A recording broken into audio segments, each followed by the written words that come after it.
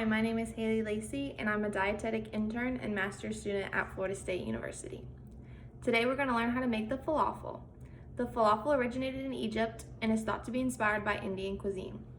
Originally, the dish was made with fava beans, which is likely where the falafel got its name. The dish quickly became popular due to the low cost of ingredients and ease of preparation. As the dish continued to spread and evolve across the continents, it became a staple in the Middle East and among Muslim and Jewish cultures. In these cultures, the falafel is a common meat substitution because it's packed with protein. The falafel is also considered the national dish of Egypt, Israel, and Palestine. So let's get started and learn how to make your own falafel.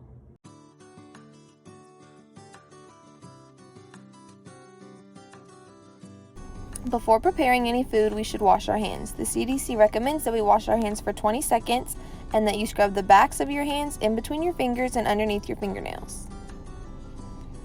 Next, we'll dice half of a large onion.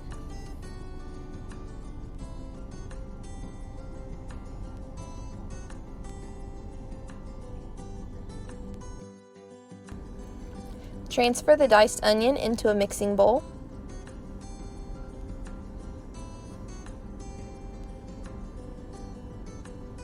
Add 1/4 a cup of breadcrumbs and 1 teaspoon of cumin.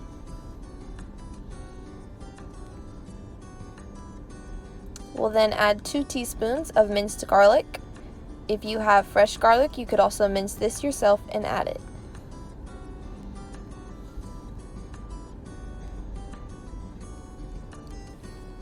Add a pinch of salt and pepper to your liking.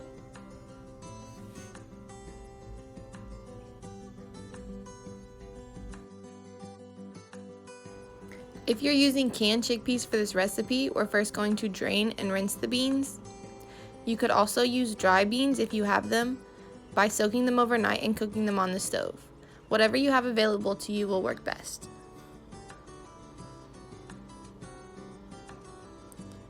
We're then going to empty the beans into a colander and rinse them.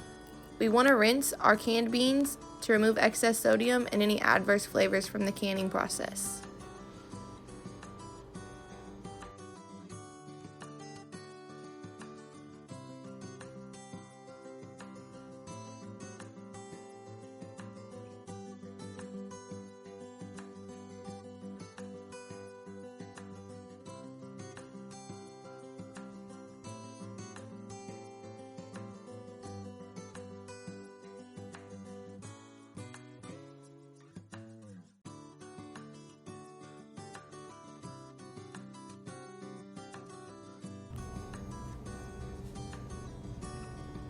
We're then going to use paper towel to dry the chickpeas.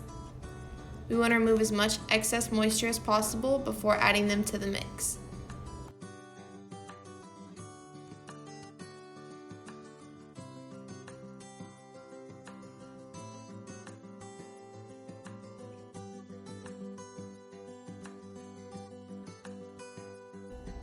Add 2 tablespoons of parsley. If you have fresh parsley, this is preferred, but dried parsley also works, as I'm using here.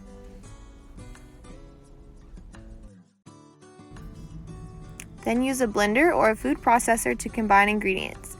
If you don't have either of these tools, that's okay. Cooked chickpeas are very soft, and you could use the back of a spoon to mash ingredients and combine them as well.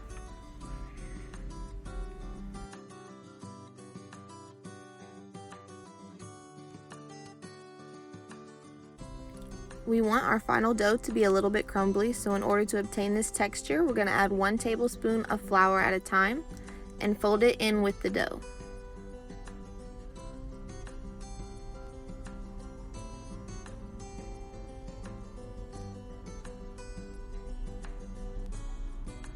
If after the first tablespoon your mixture is still a little wet, you can add another tablespoon. You can add up to 4 tablespoons of flour to this dough until you obtain the correct texture.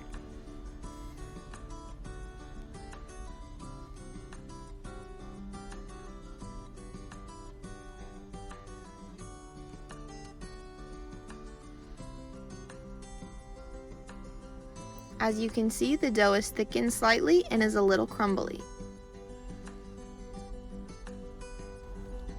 We're then going to take the dough and shape it into ping pong sized balls. Here I'm using an ice cream scooper, but you could also use your hands or 2 spoons. If you don't think that you'll use all of the dough at once and want to save the excess, you can place extra dough onto a cookie sheet and parchment paper to be placed in the freezer. After you've placed the balls on the parchment paper, you can flatten them out so that they almost look like a hamburger patty.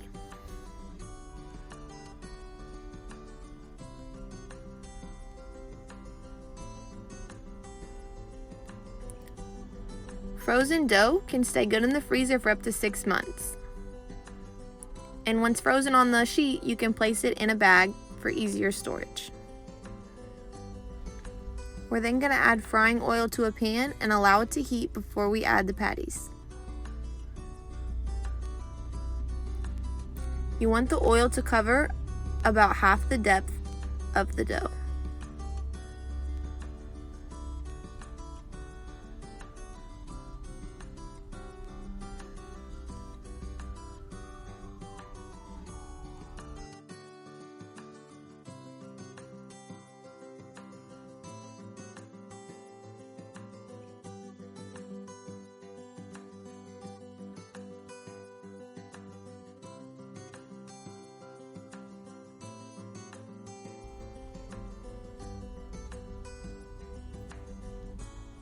Allow the falafels to cook until the bottoms turn golden brown, or approximately 5 to 6 minutes on each side.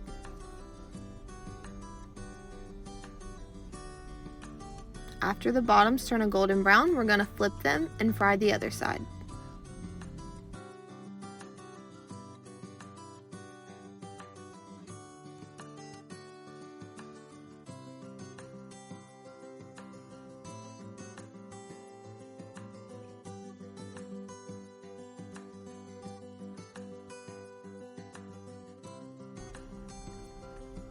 Turn the burner off and remove the pan from heat.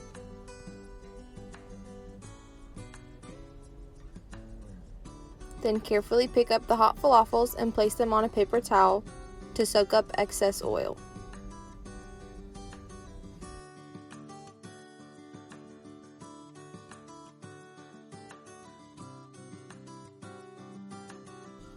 While the falafels are cooling, we're going to begin to make our tzatziki sauce.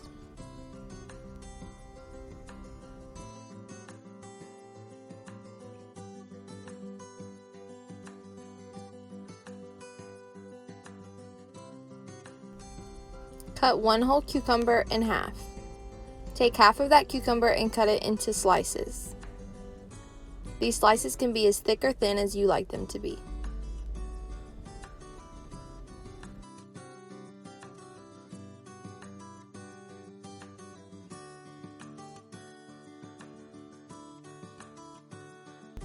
Then transfer the cucumber slices into a Tupperware bowl.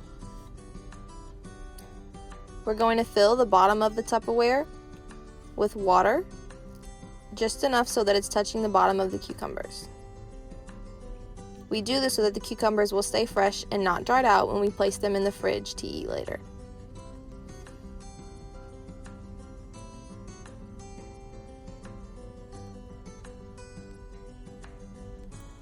Next, we're going to take the remaining 1/2 of a cucumber and grate it into a measuring cup. We want approximately 1/4 of a cup, but you can add more or less to your liking.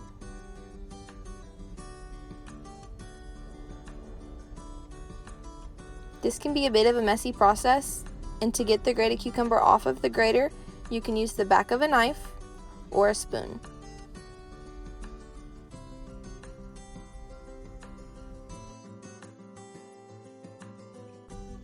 Then take the remaining cucumber and cut it lengthwise. After this, stand the cucumber up and again cut lengthwise. These slices will be used in our falafel sandwiches.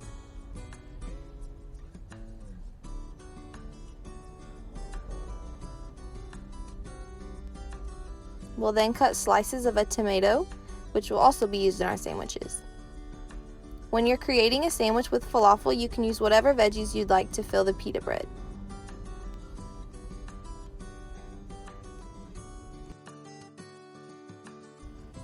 We'll set the sliced vegetables aside for later when assembling our sandwiches. Then to make the tzatziki sauce, we'll add 1 6-ounce container of plain Greek yogurt to a mixing bowl.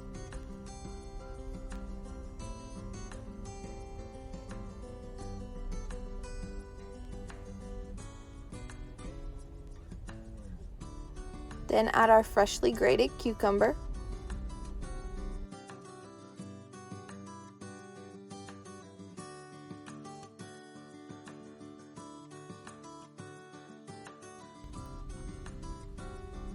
Then add 1 teaspoon of lemon juice. You could also use freshly squeezed lemon juice if you have it. Add a teaspoon of minced garlic.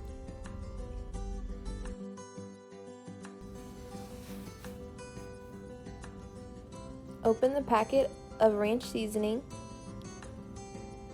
and add it to the tzatziki sauce to taste. Mix all of the ingredients together.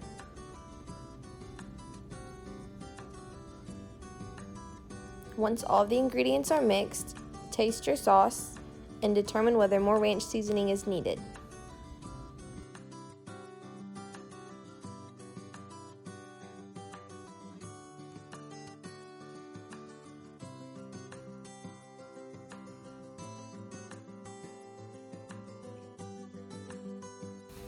The final step is to add the veggies into the pita bread with the falafels and the sauce. Remaining tzatziki sauce can be used as a vegetable dip and will go great with the cucumbers you save for later.